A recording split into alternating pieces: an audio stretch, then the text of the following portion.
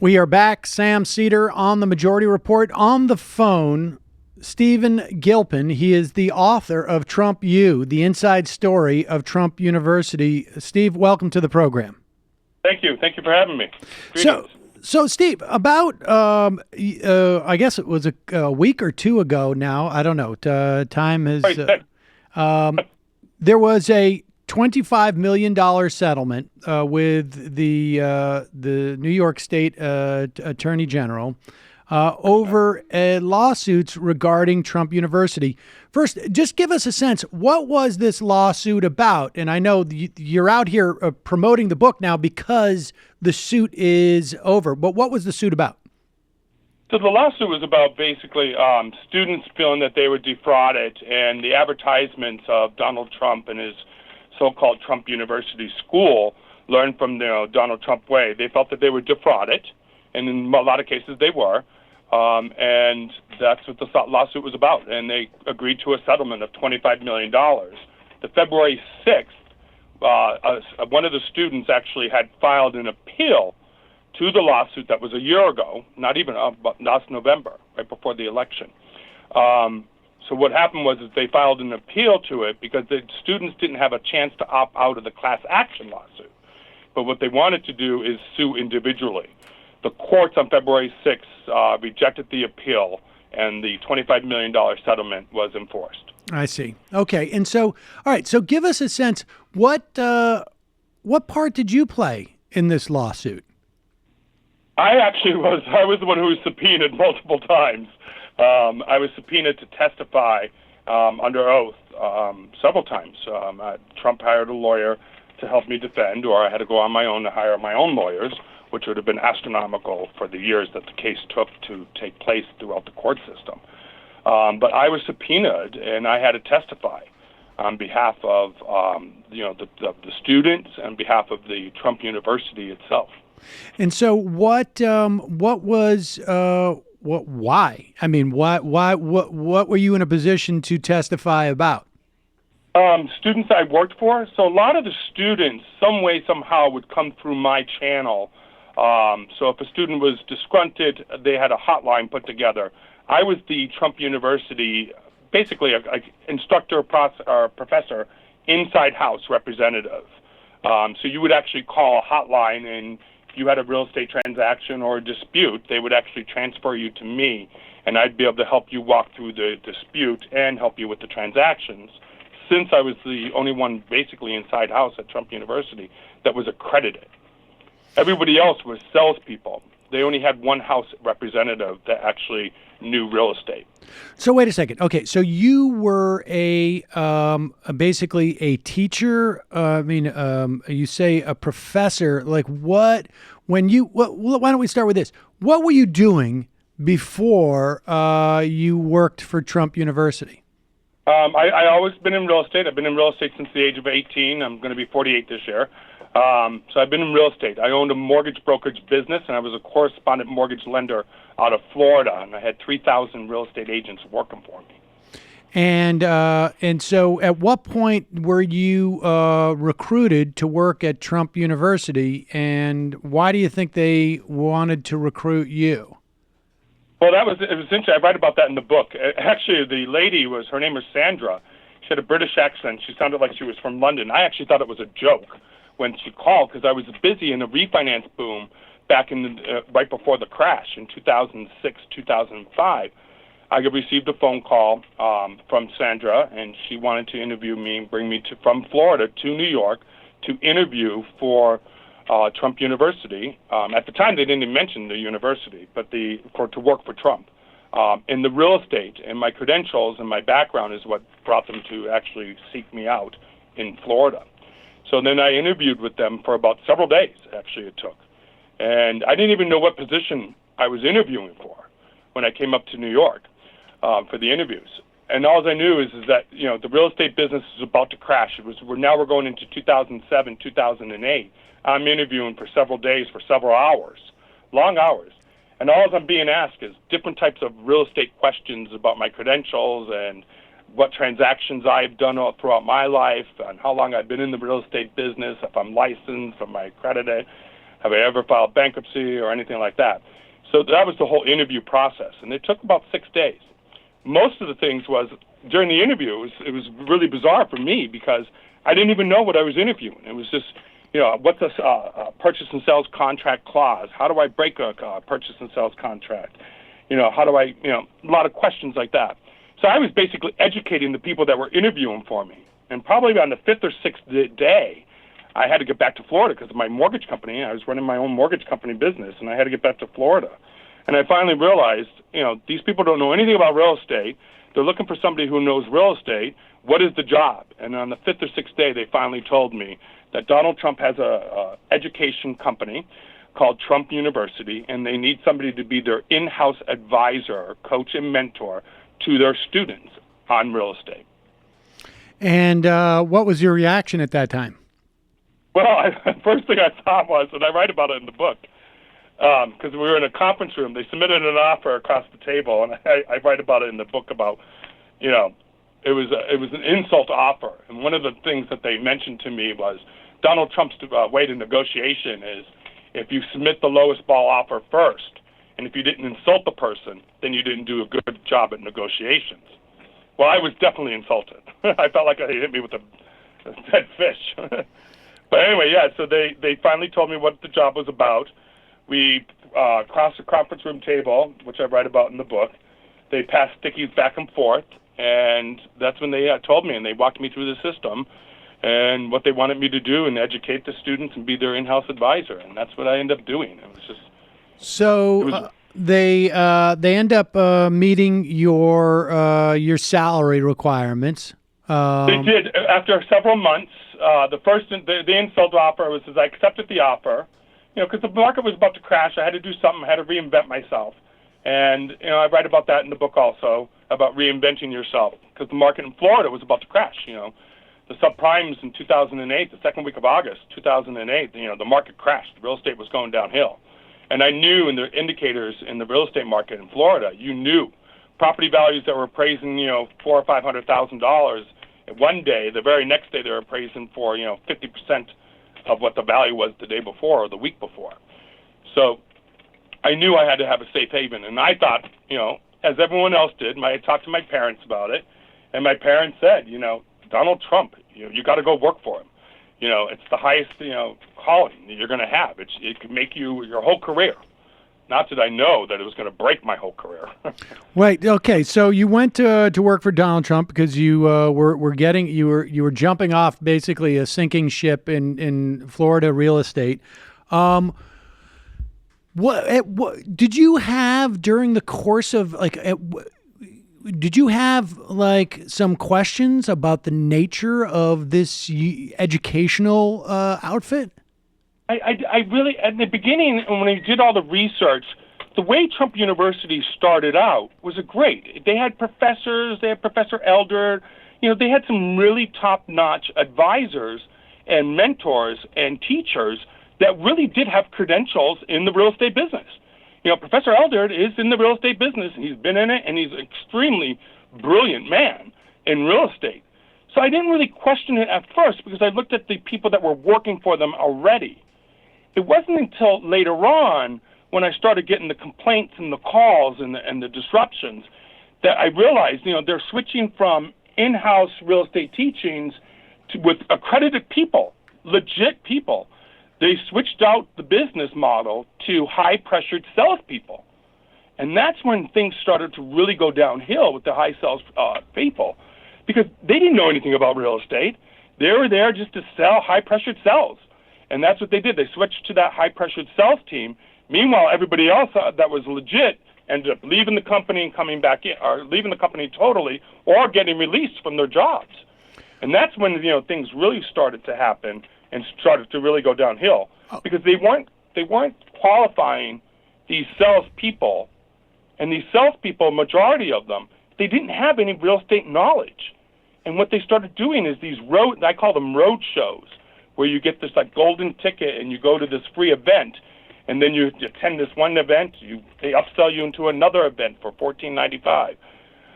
From that $14.95 event, they upsell you to a 3-day event. From the 3-day event, it's from $14.95, it's $5,000. So then they upsell you into a private package that ranged anywhere from 3,000 to 19,000 up to 35,000. Wow. And so The thing is, real estate people that were doing it, I called them sharks. I refer to them in the book as sharks. Some of them even changed their name today and moved out of the country and all because of what they've done with Trump University. One of them was James Harris there. I talk about him in I think it's chapter 8 of the book. And I talk about it throughout the book about the upselling and nobody qualifying these in-house or these outside sales consultants that were out there pitching the real Trump story and the Trump brand and the Trump message about real estate and how to become rich, how to become a millionaire. And that's what they were teaching. And they didn't really even know what they were teaching or talking about. And there was no compliance auditor to compliance these events.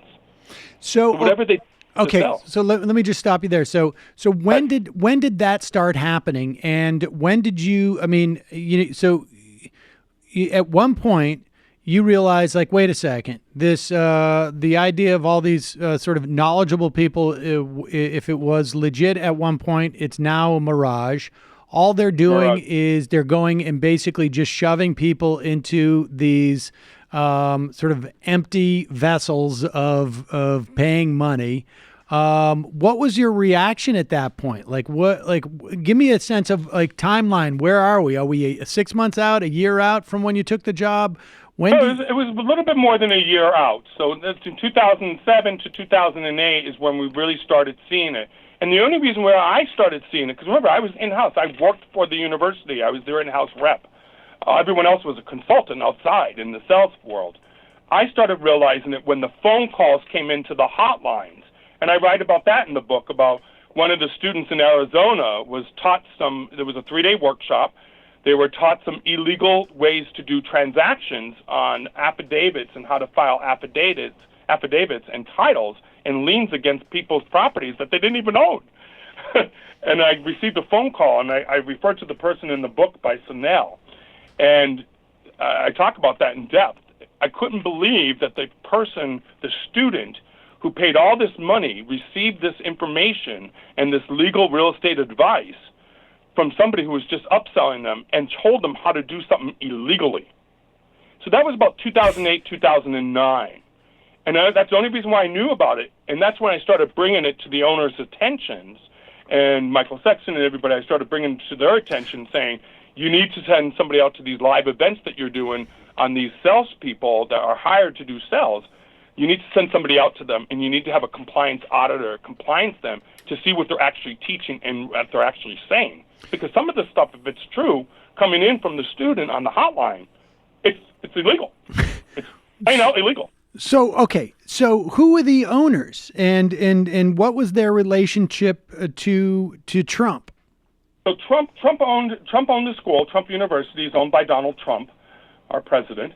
So he was the owner. He was in 94%, and then they had Michael Sexton was another 4% owner, and then a small stake was one of the other guys who I never even met or seen. He had a 2% stake.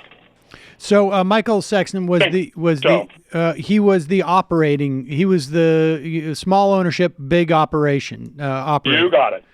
And did you ever meet Donald Trump? Did you ever deal with him? How much was he aware of what was going on? Well, Donald Trump and Michael Sexton, now this is one of those things where going back to the attorneys training you, because if you didn't know the facts, you can't really state it. But I remember Michael Sexton coming up to us and talking about meeting with Donald Trump quarterly. He met with Donald Trump on a quarterly basis, either in his limo or he's driving, or up at Trump.org. He met with them on a quarterly basis. Now, one of the things I can't, since I heard it through third say, I always was forced to say I don't recall or I don't know of that fact. But I do remember them actually saying that, and that Michael Sexton actually met with them on a quarterly basis. So I think Donald Trump had to know what was going on throughout the whole time of the process, or at least informed. And what do you? He knew everything. And what did this operator of the outfit know? I mean, he was there he was there daily operations. He was there every day, so he ran the show, and it was his game. And so you were the guy who was basically informing him, if he didn't already know, that your so-called teachers not only are not teaching anything, to the extent they're teaching anything, it's illegal. Right. Yep. I remember he said, well, why don't you become the compliance auditor? I remember in one of the meetings I had with him and April Newman and David Heibloom is you should become the compliance auditor. And I'm like, what? And they said, why don't you attend the free events and check them out before you start making comments and actually see what they're saying, and then give us back our feedback, send us emails about it. And I attended one of the free events, this 3-day workshop here in New York City, and that really backfired on me because I would get up there and try to correct. They put me live in front of the audience talking about real estate. They actually used it against my own way. Instead of doing the compliance auditing, I had actually got involved and actually speaking at the events. And my job wasn't to educate them at the events. My job was to educate them at the office when they called in or coach and mentoring them. But yeah, so I went to these live events, and I realized that the live event, the first one I attended, is they weren't really teaching anything about real estate. They give you little tidbits here and there and stuff. And anything that in the tidbits that they gave you, and I write about that in chapter 8 of the book, any little tidbits that they did give you weren't legit tidbits. It was just, from the playbook that they had at the school that they've written up, that's been talked about most of the time on the trial and the subpoenas about the playbook that they had. And you can see that all over the internet. They talk about, how to upsell and what, they're there for a reason. You need to upsell them. Is Donald Trump's the best? You need to upsell them. And that's really what it was. It was just an upsell into these high-paying packages that were $35,000. Jeez. And so what was the annual revenue for years that you were there? Did you have access to that information? We didn't have access to it, but when they were doing the settlement, that was one of the interesting things about the settlement. It had to be anywhere, my estimates are anywhere, because I did a PowerPoint presentation after the company had fallen, and I was one of the 3 last people there, because everyone else abandoned ship, and they all abandoned us. So I stayed there with, honor my commitment to the students. I did a PowerPoint presentation to see if the company could be saved and continue on. Now, we would have to get an influx of cash from Mr. Trump himself. But the school could have been saved if we went back to the old ways of practicing and teaching and made it more legit back to where it was in the beginning. Now, it may not have been as profitable because you didn't have the sharks. You'd have to fire all the sharks, I called them. You'd have to fire all the sharks in the cells, the high-pressured cells that were teaching illegal stuff. You'd have to get rid of them. Yeah, the school could have been saved. I did a PowerPoint presentation on it. And also, we estimated anywhere that the school would bring in anywhere from 25 to $75 million. And that would have been after they were getting reduced profits. So what was the annual revenue in the year before? Well, that was throughout the whole time period. So that was all the way until 2010 when it officially closed its doors. Even though I was there, and I was being subpoenaed up until this past year. I was there until 2010, 2013. 2011 I think it was Christmas 2011 I finally left. Okay, so I know you left in 2011, but you don't have a sense of what the annual revenue was, or would you say that was between 25 and 75 over the course over the time period from Trump University onset to the end? Okay, so anywhere 25 to 75 million. Annual revenue ranged, I guess, from close to like 8 or 9 million up to $25 million. Correct. Wow, that's a lot of students. At anywhere from $5,000 to $35,000. Towards the end, I had over 5,000 students myself. I was advising over 5,000 students either through the hotline, through the coaching program, through the mentorship, infield mentorship program, where I'd go out and help the student for 3 days. There was a lot. How much did they have to pay for that? To have access to you? Yeah. They paid anywhere. It depends on the program. It really did. So on the $300 program, they got an audio CD set or they got some books. The $3,000 program is they got this what I call the Empire City. It was a real estate game of education, and I would run the Empire City on behalf of the substitute teacher for Professor Eldred, and I would respond to questions on that side of it. The coaching program ranged from $3,000 to $6,000 to $12,000. Basically, they used to say I got paid $500 an hour, which was a big joke because I never did. But yeah, it was.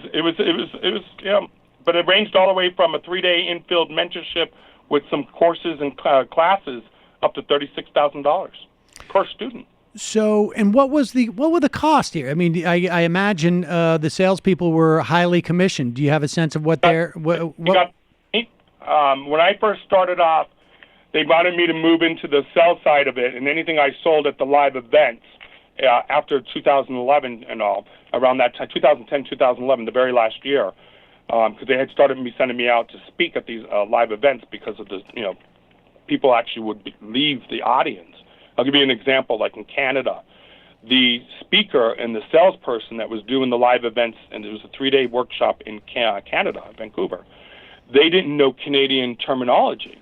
And Michael Sexton came to me and said, we're losing the whole show. We have a lot invested in it. Can you learn Canadian terminology? You have 24 hours. I got to fly you to Canada.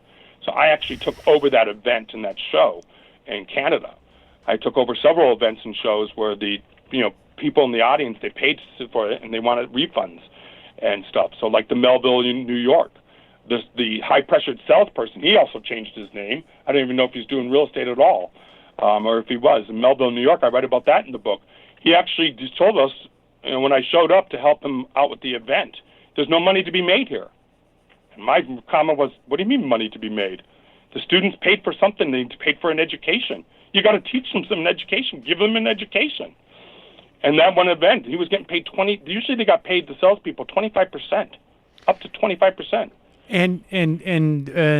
But they needed to upsell. So if they sold $1 million, they got paid 25% of it. Wow. And they need to upsell, and otherwise there's no value in it for them at that point. Exactly. No value in it. And if they didn't make the 25%, they never got back. Trump didn't bring them back. Michael Sexton, they were terminated.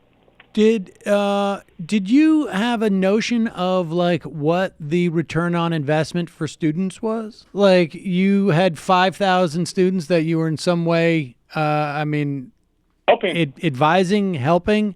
Did people make any money? Yeah, no, some of them, and I have letters from students who were very successful. Real estate is a very hard business. I've been in the real estate business now 28 years or so. I'm still learning to this day, laws and terminology myself. And I'm an investor. I've flipped hundreds of properties. It's hard work. And, you have to, it's dedicated. It's not a 40-hour job week. It's, 100 hours. You got to be there on call. When tenants call me at nighttime in the middle of the night, he's not working. You got to go. It's work. It's a job. Right. And all is my job. And it's a lot of work. Now, some of them, retirees invested from IBM, some clients of mine in Connecticut, and some of them, absolutely. They made money. Absolutely. They're still in real estate. They're still doing flips and all that. They're making money. They got the education. But they're themselves, and I put their students' testimony letters actually in the book from Connecticut, the husband and wife team. They're still doing work. They're still making money in real estate, but they'll be the first ones to tell you it's hard work. Well, no, I'm not. No, I don't doubt that it's hard work. I guess my question is if you were overseeing 5,000 students, the law of averages would be like some are going to make money, some are going to get tools that allow them to make money in this. Even ones who didn't get tools from this are going to go out and get money. I'm just curious if you was there any formalized process to sort of say like, hey, we've had 5,000 we have 5,000 members of our alumni. 2,000 of them, or 2,500 of them, or 3,000, 60% are still in the real estate business 2 years later. Do you have any data like that? We never had those data.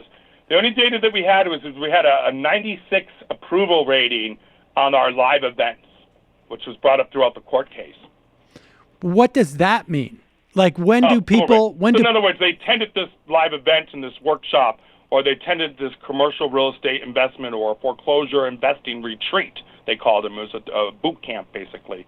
And you paid $5,000, you got 3 days, and you had some type of real estate experience and learning in your education. Those are the students, in order to proceed, they had to give feedback on the instructor who was teaching the class. Now, those instructors did have real estate knowledge. If you went and paid $5,000 for a commercial real estate retreat, you got an instructor that was commercial real estate specialist.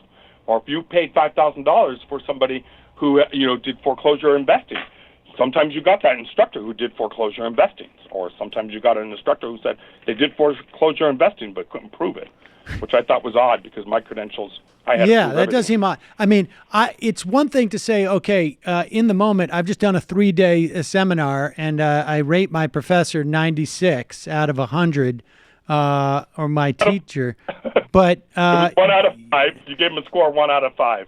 well, okay, so you give them a 4 or 5, but you don't know whether or not you're being taught stuff that's illegal or not because presumably don't know any of this, right? Like Exactly. That was one of the.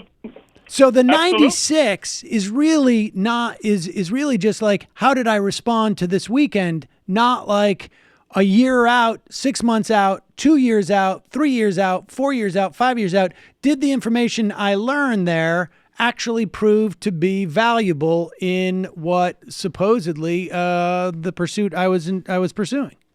Right, absolutely. And they never followed up through it. Some of them they followed up because the students would come back in 2010, 2009. Some students actually gave feedback, and the one letter that I put in the book, and it's actually in the middle of, I'll tell you right now what page it is.